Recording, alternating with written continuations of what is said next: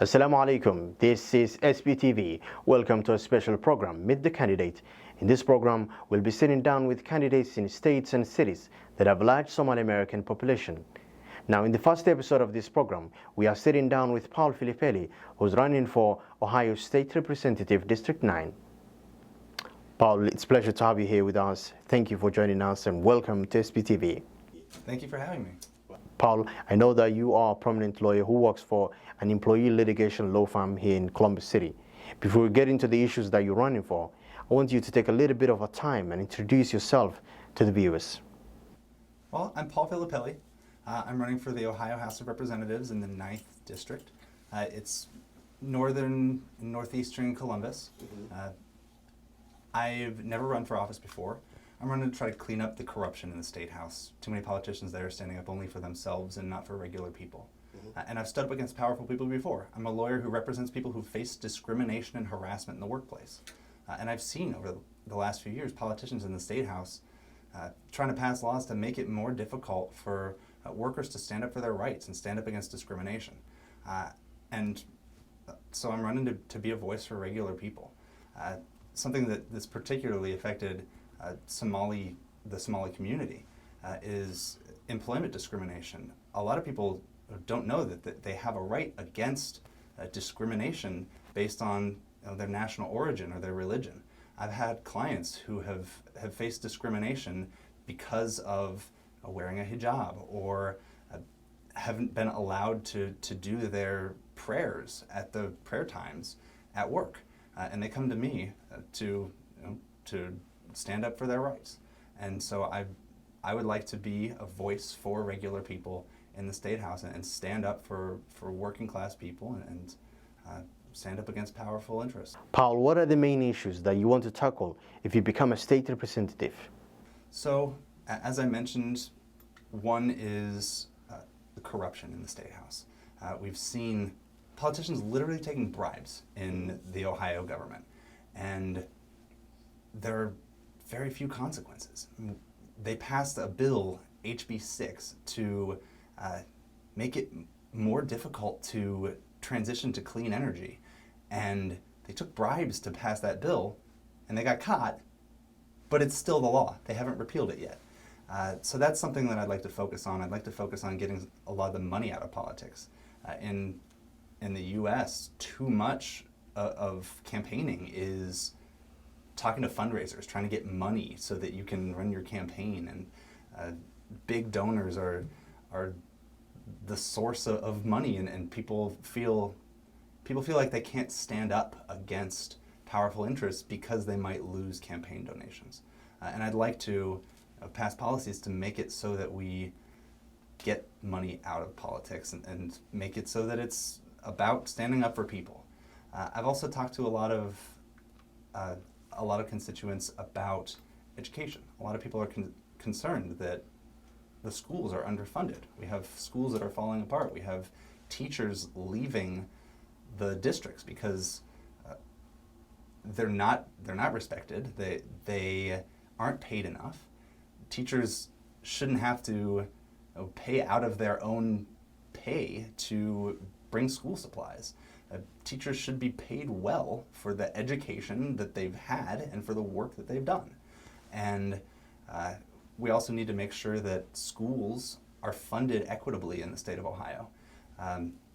We have schools funded on the local level in Ohio where they're funded by property taxes. So if you have an area of town where property values are low, those schools are going to be underfunded compared to wealthier areas. And this disproportionately affects minorities. It affects immigrant communities and Black and brown communities. And I would like to see reform on the state level to make sure that we have fairness where you get a good education regardless of where your zip code is. Well, there are many issues that are important to the Somali community here in District 9, and those include youth joblessness, drug addiction. Now, how do you want to curb down those issues? Well, as for the issue of drug overdose, I believe that we need to be treating drug addiction as a health issue, not a criminal issue.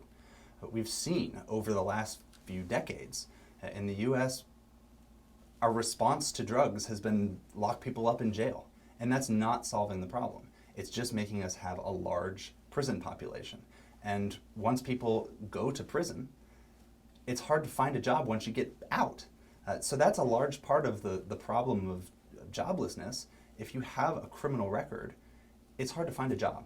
And so I'd like to pass legislation to make it illegal to discriminate on the basis of a criminal conviction, unless it's directly related to the job. So, for instance, if you're working at a daycare, you shouldn't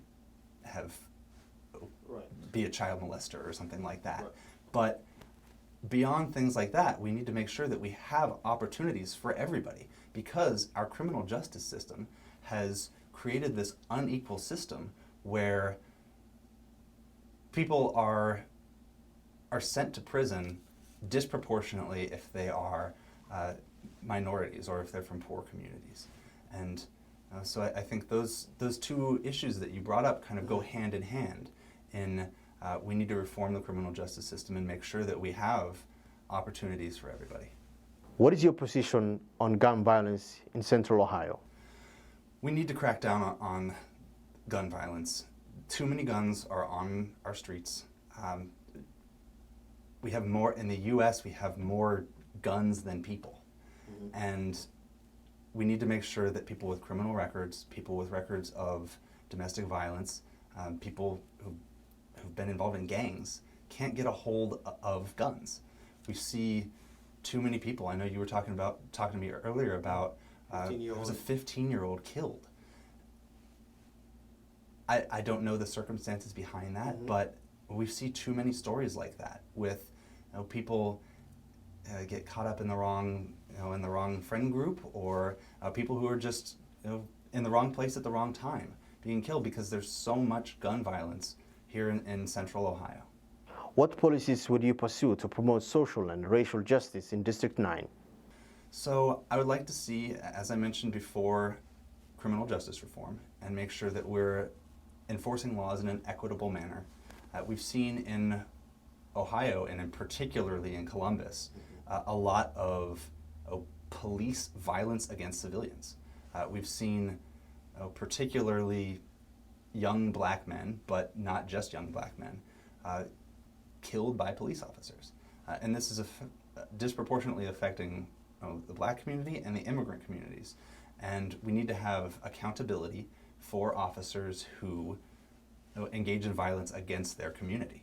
We need to make sure that if they have these incidents, they're not getting hired, they're not staying on the job and doing it again to more people. And we need to have a statewide registry for police officers, for bad cops, so that they don't get fired from one job and then move on to another job in a different city. So that's one thing that we need to do. Mm-hmm. Also, as I mentioned before, I'm an employment lawyer. I represent people who have faced discrimination and harassment in the workplace. So I want to strengthen anti-discrimination law, increase the penalties for violating anti-discrimination law. You shouldn't be able to discriminate against your employees and get a slap on the wrist. And I've seen, one thing that I'm particularly passionate about is pay discrimination. So women are paid less than men in the US for the exact same job. And the problem gets even worse in minority communities. So those are just a couple of the issues. Obviously, there are also gaps in education and housing. I want to make sure that we guarantee affordable housing for everyone. I think housing is a human right, and we have too many homeless people on the streets. You see them every day in Columbus, and it's just heartbreaking that we've had the state government and the city government fail these people, and that they're living on the streets, and they're disproportionately members of minority communities. Many Somali Americans here in Central Ohio are small business owners. What policies would you pursue that encourages small business owners? Well, I would make sure that we have safe communities. I mean, it's difficult to run a business if you're worried about violence on the streets. So that's one issue. We also need to make sure that there's access to affordable low-interest loans for small business owners. large businesses, they have the money to make investments in their business, but a small business owner who's just starting up, who isn't independently wealthy, needs to be able to get money from somewhere to start up that business. And we need to, I think that's a place for the state government to fill in that role as a lender to help out people who are starting up their businesses. I also think that we need to make sure that big businesses who are driving small businesses out of their jobs, we need to make sure that they're paying their fair share in taxes. We need to make sure that they're following the law. A lot of them are just blatantly breaking labor laws and employment laws, and we need to make sure that we're making sure that large businesses play by the same rules as everybody else. Paul, before we conclude the interview, what is the final message that you send in to the Somali community here in District 9? Well, I hope that I can get your vote. I'm running a grassroots campaign, talking to voters. I've been out knocking on doors, talking to people just door to door since March. I've talked to thousands of voters. I'm here to listen to you, and I want to represent you in the State House. So if I'm lucky enough to get your vote and get elected in November, I want you to know that you will always have someone listening to you in the State House. Always have somebody standing up for you and your community, and someone you can talk to when you have problems. If something like, if there are potholes not getting filled in your neighborhood, if you have issues with state government agencies or city government agencies, or if you have faced violence in your community, I want you to feel safe coming and talking to me and knowing that I will be a representative for you. And that's why I'm here today, talking with Somali People TV, so that I can introduce myself and so that people can know who I am and know that I'm here working for you. Well, that's where we conclude our interview with Paul Filippelli, who's running for Ohio State Representative District 9. Paul, we thank you for your time and thank you for joining us. Thank you. Till we meet the next episode, Assalamu alaikum, Namaste.